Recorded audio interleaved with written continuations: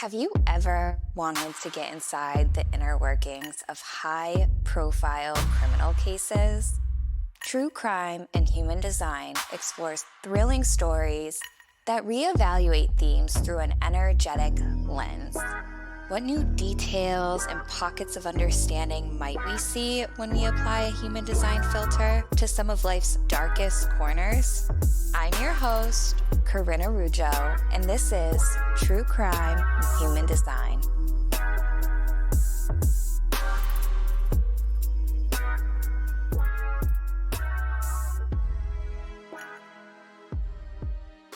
In a search to make it all the way to the top, this spree killer ended up being the 449th fugitive to be listed on this FBI's 10 Most Wanted. Who are we talking about today? Andrew Phillip Cunanan. To start, I first want to acknowledge that this is not to glorify him whatsoever. This is to bring greater awareness into who we are as people, how our energy, how our life, and how our different adverse childhood experiences really can play a factor and really can shape who we become. We always look into why did someone do this, but on the other end, someone experienced something similar and they came out that way. In the world of trauma, in the world of forensic psychology, there are so many theories, there are so many reasons why this happens. When you understand intersectionality, it breaks it down even more. And what I love about human design is it takes all those theories on top of it and says, okay, this was also a huge part of you, a huge part of your energy, a huge motivator for you, maybe one of your gifts. And when I look at your human design chart, when I look into the gene keys, it's clear as day. I usually have an understanding anyways because we are all different people. We don't operate the same. We're completely different inside and out with all of our lived experiences. What I experience and how it affects me is going to look a lot different from what you experience and how it affects you. That being said, it's right here. And something that I loved about my human design was it really verified that for me. And everything that I had experienced, there was just this financial security and something with money, and that always seemed to hold up so much space, hold up so much weight, really seemed to limit me. It kept me in survival mode. In my human design, when I found out what it is, it was detailed right there. And something that's been so beneficial for my healing is I was no longer fighting against who I was. I was embracing this part of me, embracing where my needs maybe looked a little different than other people or looked a little different than what we were told is acceptable. And since I've just lived in so much more alignment, my life, my trajectory looks a lot different than it did before when I was trying to fight off something that is inherently within me. And the more I embrace it, the less I cultivate harm through trying to repress or run away or letting it dictate and control me. That being said, it's really important that we acknowledge the victims. This is not meant to glorify him. Who is Andrew Cunanan? He was an American spree killer who murdered 5 people over 3 months from April 27th to July 15th, 1997. And what kind of made this a really big headline, one was him murdering real estate developer Lee Miglin, but when he killed Gianni Versace, which ultimately led to him killing himself. Born in National City, California on August 31st, 1969 to Modesto Cunanan, who was a Navy veteran turned stockbroker. He was a Filipino-American, and his wife, Mary Ann, she was an Italian-American. Cunanan was the youngest of 4 children.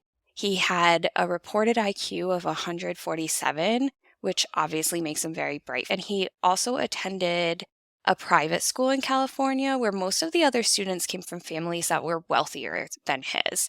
This is where he started to create this personality, this figure, and more of these lavish stories, this lavish lifestyle.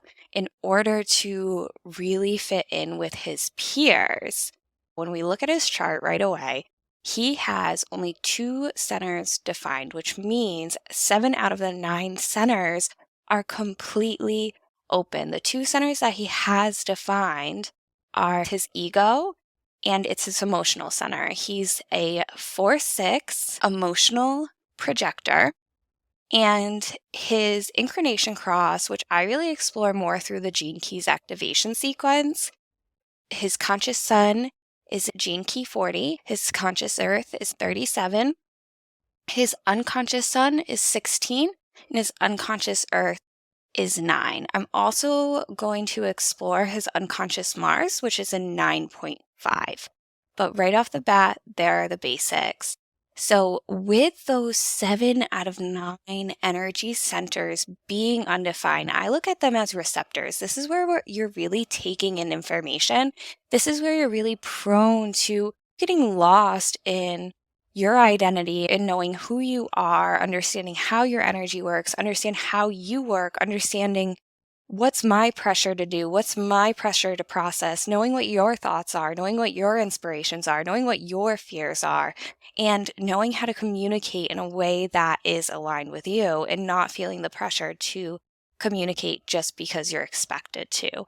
So in all of these areas, he was really taking in all of this energy, and he was more prone to conditioning and to adapting certain areas of him that weren't actually aligned with his process and where he can get caught up in.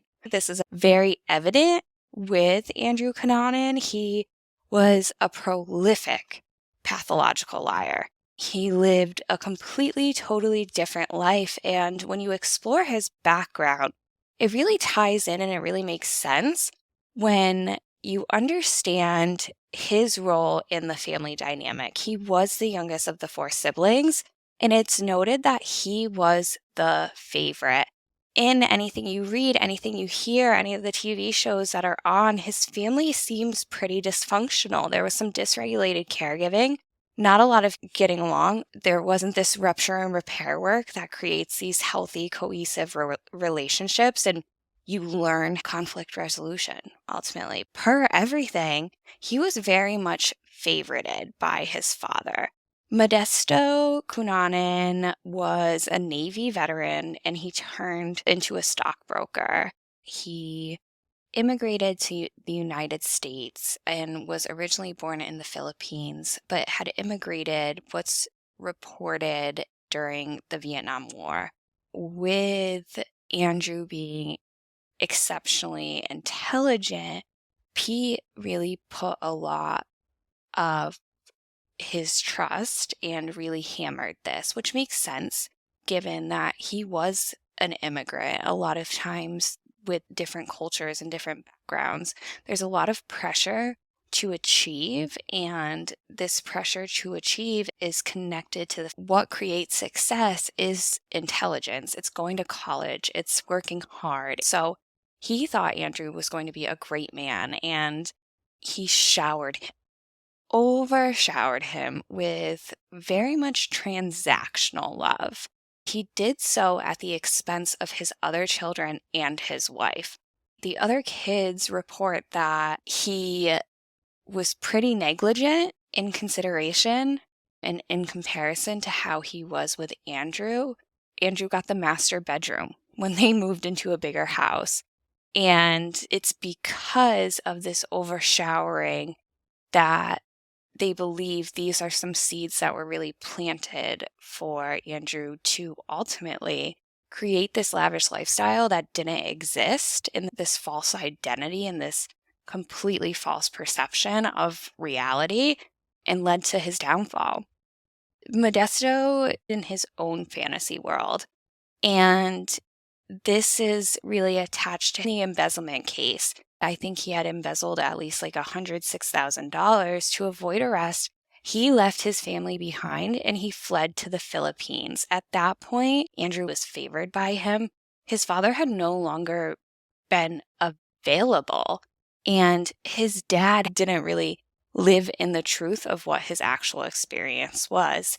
He was always seeking money, and I think this really plays a huge role in why certain themes are more prominent for Andrew, especially with him, one, being an emotional projector. Projectors are really all about needing to be valued, needing to be recognized, needing to feel heard, needing to feel seen. He is a 4-6, so he's really here to become self-aware, to really understand who he is, understand his process through observing and analyzing and understanding other people and having role models that do help him understand himself and ultimately get to know himself better. Him being a projector means that his signature is success. So when he's living in a life of alignment, he is feeling like he's achieved success. And when he doesn't feel like he's achieved success, this is extremely hard for him. And his not self theme, when he's not living aligned, is bitterness. And that bitterness for projectors, again, it comes from feeling or not being heard, valued, seen, recognized, because projectors really cut to the core of people. They're really here to master systems and to master people. And because they can cut to the core of people, when other people don't really give them that recognition back, don't see them as valuable, it cuts that much harder. With their penetrating aura, it can feel really invasive. So people might shut them down. And it's not that they necessarily go into the situation intending to be invasive. It's their gift. It's their ability. They're able to see you. They're able to see things. Not everyone wants to be seen.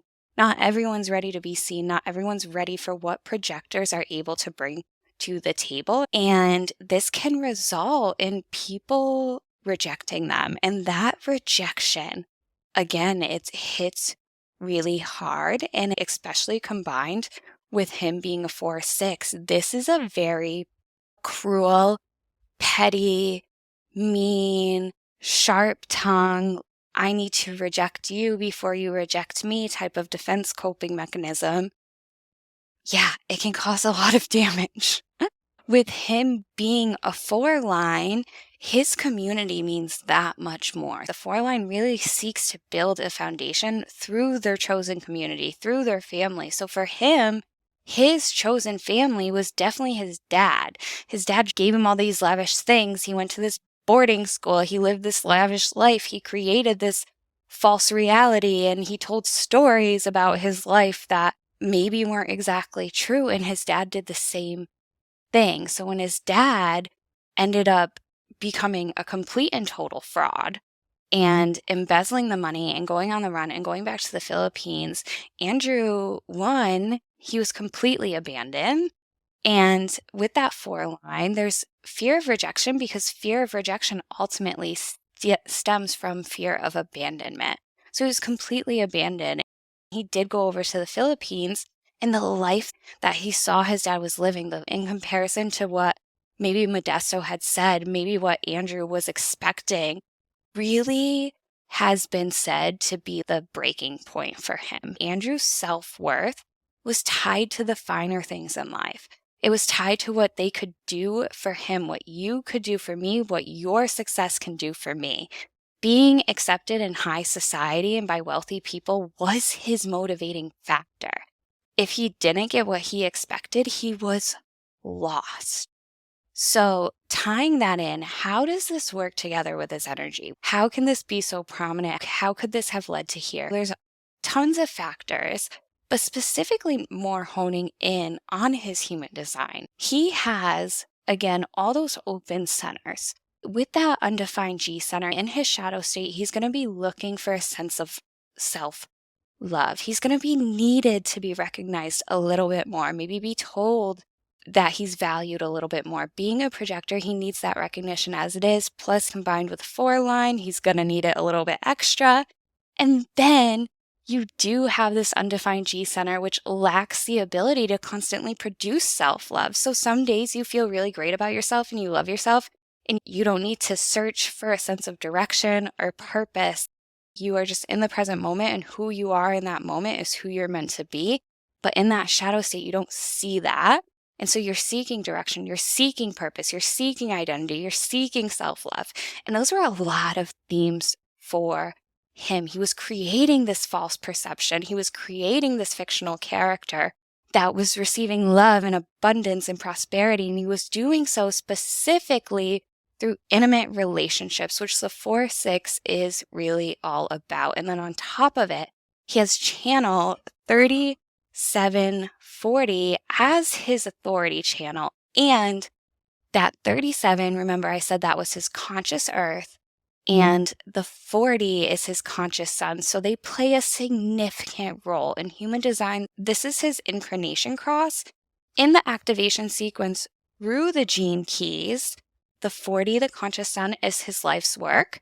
The initial challenge is to the evolution, which is that 37. So that life's work is really what you're here to do, what you're here to bring into the world. It's a prominent gift. It's a prominent energy. And you're grounded through the gift of that conscious earth.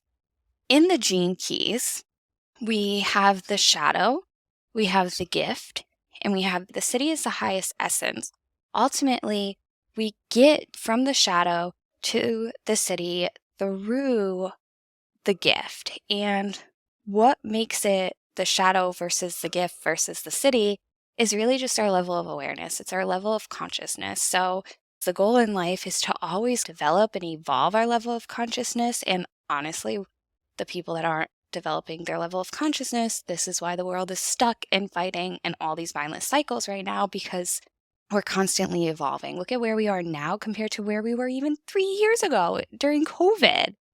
So ultimately, 37 and 40 are programming partners. They play a significant role. They really work together to create these energetic themes. And this is his only channel, you guys. He only has those two centers. He only has his emotions and the ego. And what connects them is this 3740. So it's really prominent for so many different reasons. But being programming partners, these energetic themes don't really work separate from each other. And for Gene Key 40, the shadow is exhaustion. The gift is resolve. The city is divine will. It's really about having this will to surrender. The shadow of Gene Key 37 is weakness. The gift is equality, and the city is tenderness. First, for Gate 40, resolve is more like determination. Resolve isn't finishing something or having a resolution. It's this determination to get things done. The gift here is knowing when to hold yourself back instead of forcing yourself in the moment. This energy really speaks to desire. This is what I want. This is what my heart wants. This is what I'm going to get.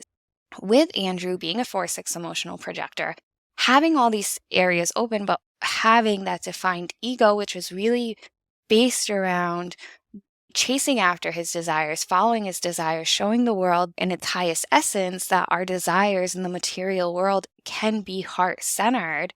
It's connected to his emotions. So when he's in an emotional low, he's like, I'm going to get what I desire. I don't care what anyone says. Where that kind of manic frequency, it goes to the other end. So it really goes back and forth like this roller coaster. And you can see that he needed to be this well-known, predominant person. He created these different stories that were very grandiose in nature, and he was lavish and rich and getting all his wants, and his family was from here and there. In the shadow frequency, he was using his emotions to chase after what he desired, and his emotions were extremely dysregulated. He was showered by his father and taught that what matters the most was the material world, was chasing this power and prestige. With it being that 4-6 projector energy, again, there's this bitterness here. So when he's not feeling recognized, when he's not feeling valued, when he's not feeling seen, that 4 is going to reject him, and same with the projector. Combining it creates this motivation and this coping mechanism to ultimately defend him against getting rejected. So what do? You reject yourself. And how do you reject yourself? You create harm. This is the channel of community, and it's the desire to fix and give back to your community. It's the desire to find justice, balance, equality, and collaboration. If you allow yourself to really remove your bias and remove our bias and detach from what happens, we can see that community did mean a lot for Andrew. He really made sure to make a name for himself in whatever community he was involved in. And this desire to fix and give back to your community, it still did exist. He had this desire to be better. He had this desire to be someone else. He claimed he worked so hard, but he was the laziest person you've ever met. He was working in his way, but he was working up the social ladder.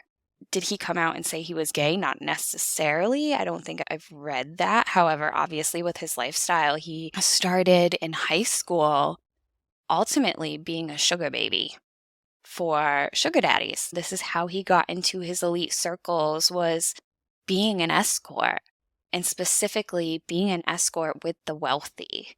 So here, he knows that his desires exist. And in the ego, specifically with this 3740, a person with this is actually meant to show people that we can achieve what we want. We can achieve our desires. We can chase after our desires, and we can make them a standard. But we have to do it from a heart-centered place. When we're not doing it from a heart-centered place, ultimately, we're ending up with people like Andrew. And although he was very much bringing his desires to the forefront, he was living in such an alternate reality and so unaligned that he was more focused on making a name for himself. His family found out he was gay when he was 19. So by the time Cunanan was 19, he had become a frequent nighttime patron at local gay bars and restaurants. His mother was very religious and had found out that he was gay. And it wasn't long after that he left his home and moved to San Francisco. During the murders, his dad went out of his way to say that his son was not homosexual. Out of all of the things that you could be concerned about, you're concerned with Andrew not being homosexual. So there is that factor, right? He wasn't able to live his truth. And what do we see happen when you're not allowed to live your truth? You're still going to be who you are, but if you have to do it under wrap, if you have to be repressed, if you have to be silenced, the results end up being extreme. Who you are will still come out. It's just not going to be healthy. Even when his dad got on TV and telling the world that Andrew wasn't a murderer, he wasn't gay, he called him and he had given him rights to his movie. Even before his son killed himself, he was trying to find a way to make a profit. He was claiming that he had been in touch with producers already in Hollywood. He was trying to get money to start this movie and that his son gave him permission.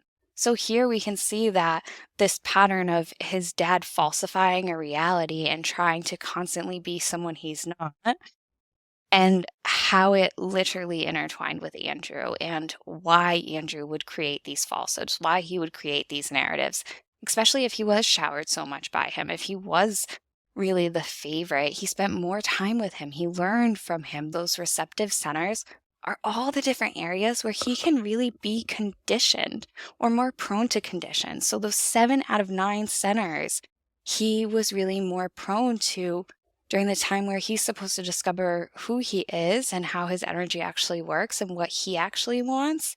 It's really impacted by especially your parents, your authority figures, your immediate authority figures, your immediate guardians. So that influence of his dad definitely did play a prominent role, and it makes sense with his human design. In 1987, Cunanan did enroll in college, but he did drop out, and he eventually moved to San Francisco, where he became a fixture in the nightlife of the Castro district, which was a gay neighborhood. He was befriending wealthy older men, and there is a report that he took an interest in creating violent pornography. He was on this wealthy older man's bankroll who eventually cut him off, which was in 1996, a year before the murders.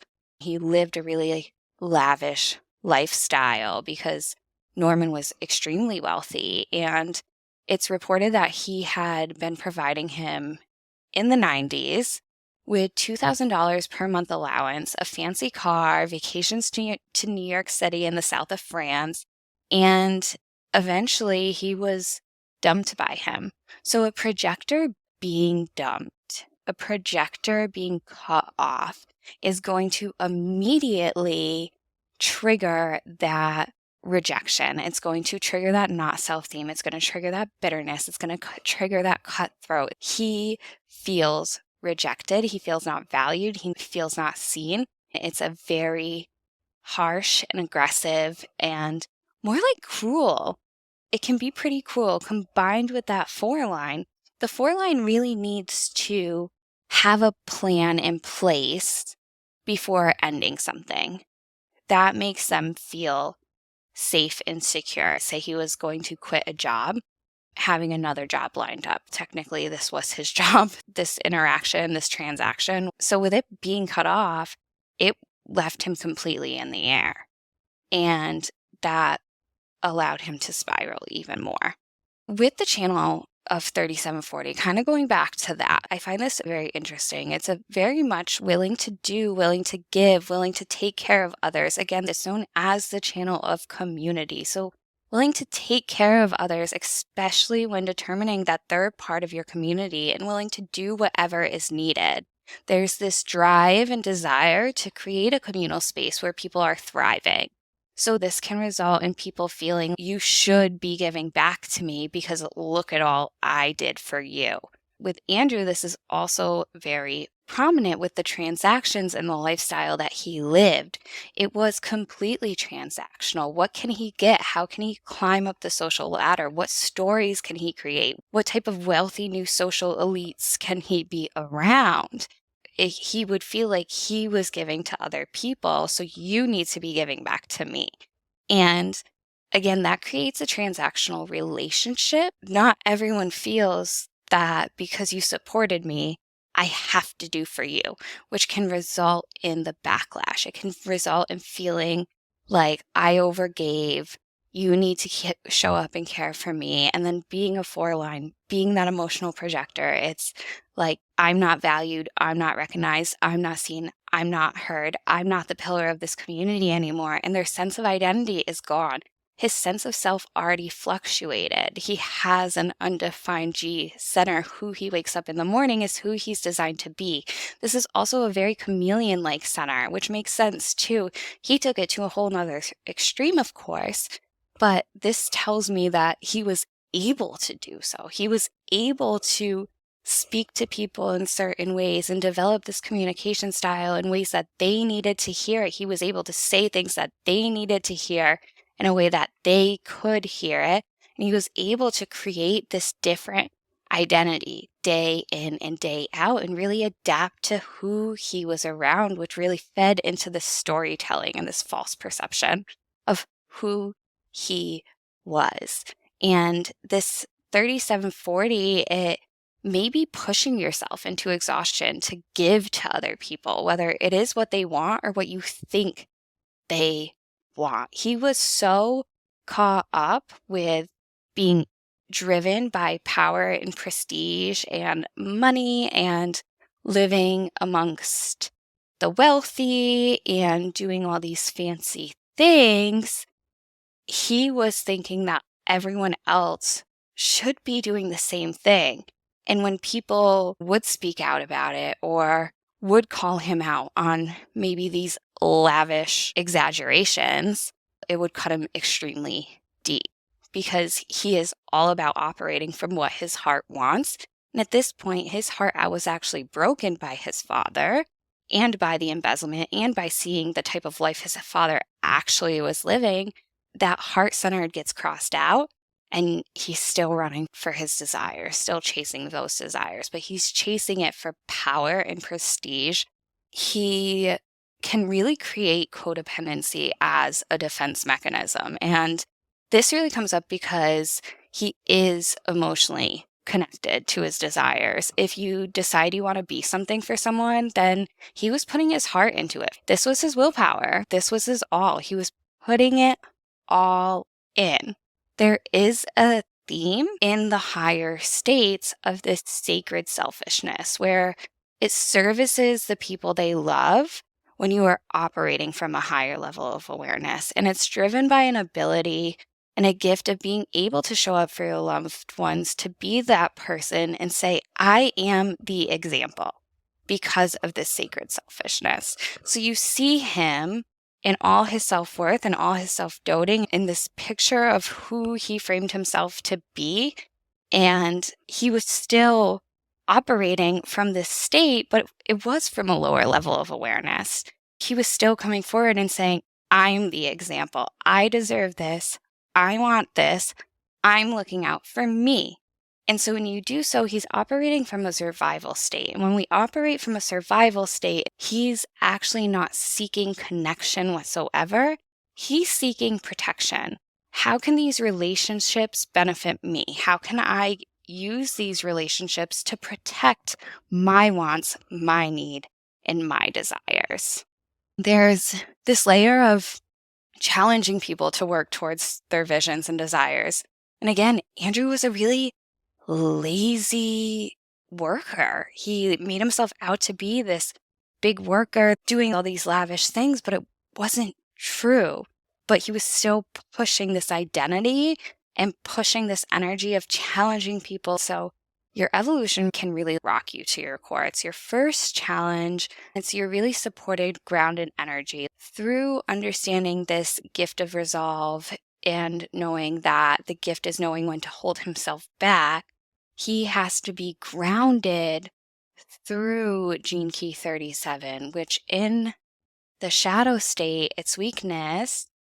In the gift state, it's equality. And in the city, it's tenderness. So the gift of equality is really about finding balance. In his higher level of awareness, he would be grounded through his gift of resolve, through the gift of knowing when to hold himself back instead of forcing things in the moment.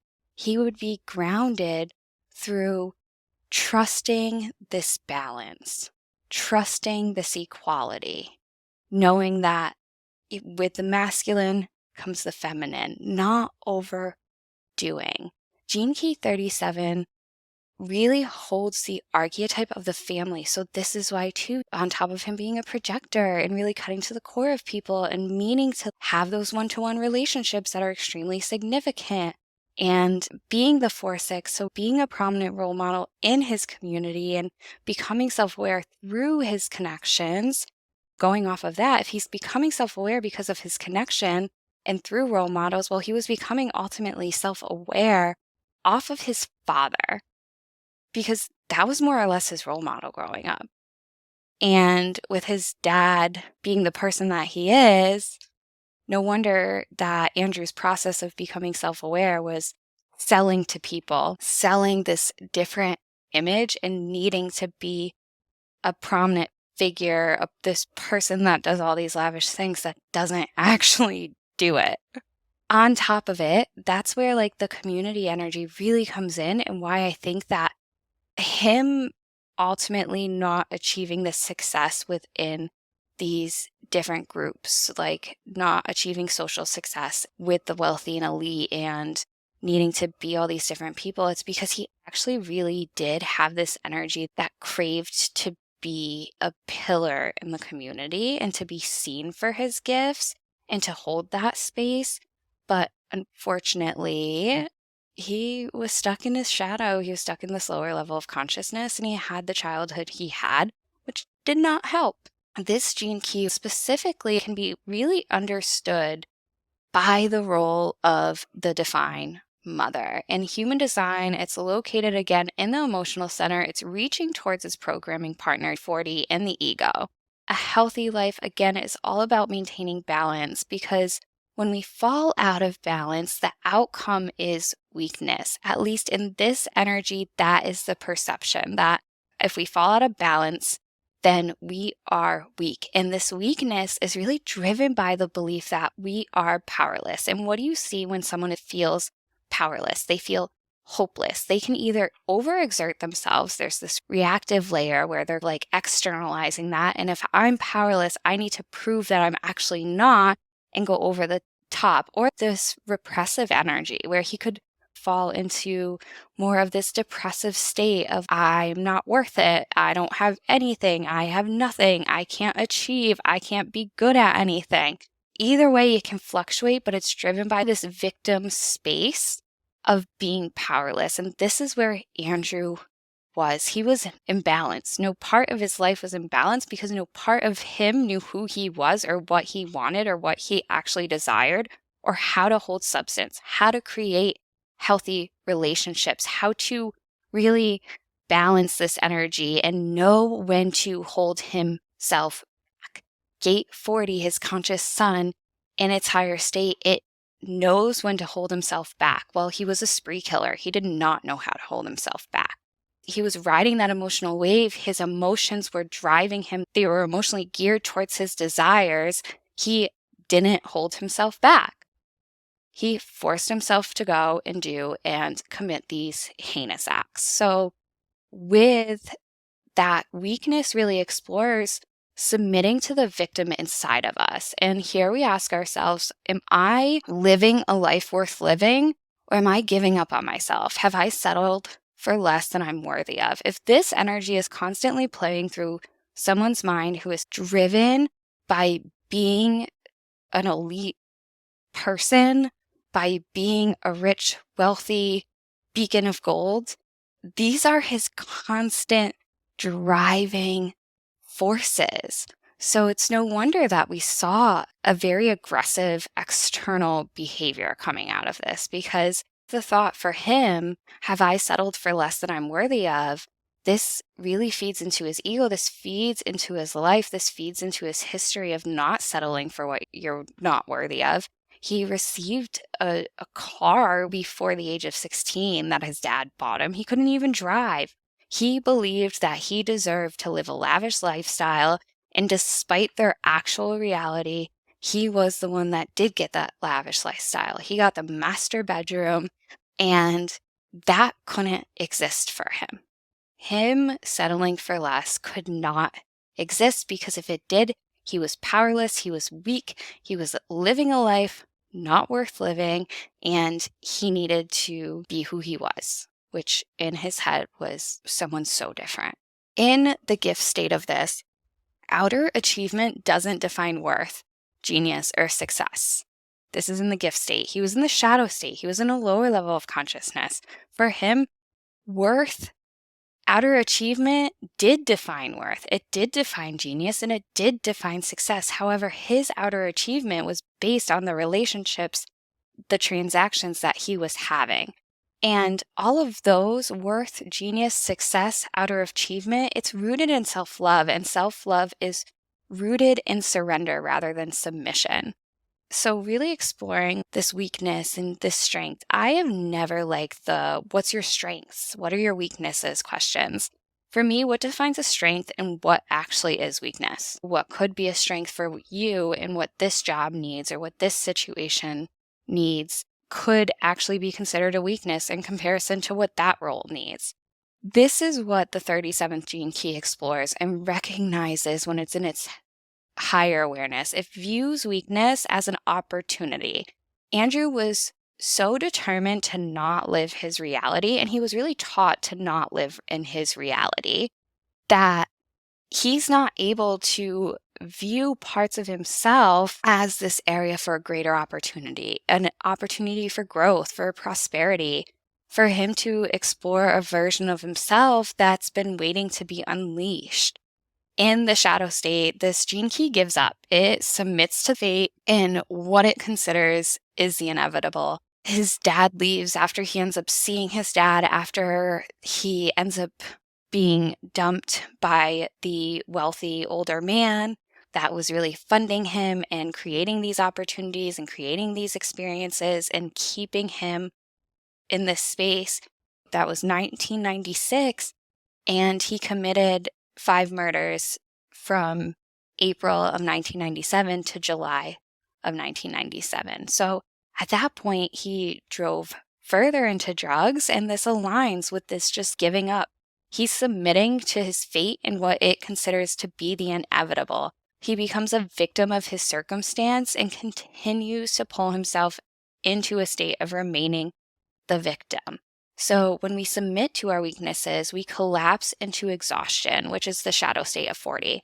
Exhaustion can be healthy, but fatigue is never healthy. Fatigue sucks our life force out of us due to lack of self-worth, self-love, and purpose.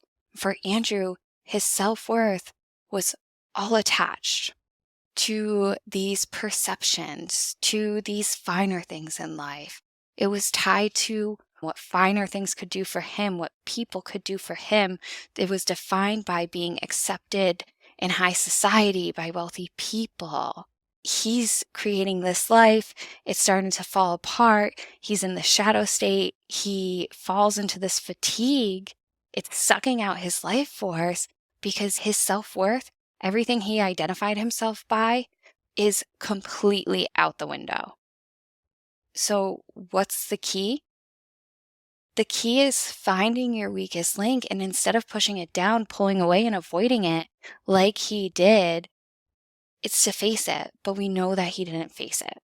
We talked about how big community is between being that four-line, between being a projector with this emotional authority attached to the ego, and with the ego and the emotions being the only two centers, specifically 37 and 40 being that connection and being his conscious sun and conscious earth. He needed his community to see him, or he was going to create a community. He was going to create this identity. And that's what he did. And when they don't accept him, they're not accepting him at a way deeper layer. And because he doesn't know who he is, he doesn't know how to communicate. He doesn't know what his thoughts are. He doesn't know what his processing is. He doesn't know what his inspiration is. He doesn't know what his fear is. He doesn't know what's good for him. Because of all these spaces that he doesn't know himself, when he no longer became that gift or pillar that he had created for himself and seen himself as, when he doesn't have that, things really start to fall apart. In its higher state, this is really the mother figure. It's really working through the narrative that says, I'm not good enough, and steps into this gift that supports and knows that support works in equal ways. It really deals with transactional relationships, and transactional relationships are having relationships, having these connections with people ultimately to get your needs met. And oftentimes those needs are more primal. When it's a transactional relationship, it's not a genuine connection. You're using someone for something because they have something that you need. So with all of that, for me, it makes complete and total sense as to how and why all of a sudden he just became this spree killer. His perspective is the lens in which we're really designed to see the world. So his perspective is power. He was always seeing who is winning and losing. As someone that has a power perspective, a lot of the things I do is geared towards dismantling this huge gap. That's why I'm actually doing this podcast, because I want people to understand that we've been created and conditioned by these systems that have kept us in these perpetuating states, and in turn it's affecting the way we're supposed to work, the energy that we have. And when our energy isn't being honored, significant things can happen.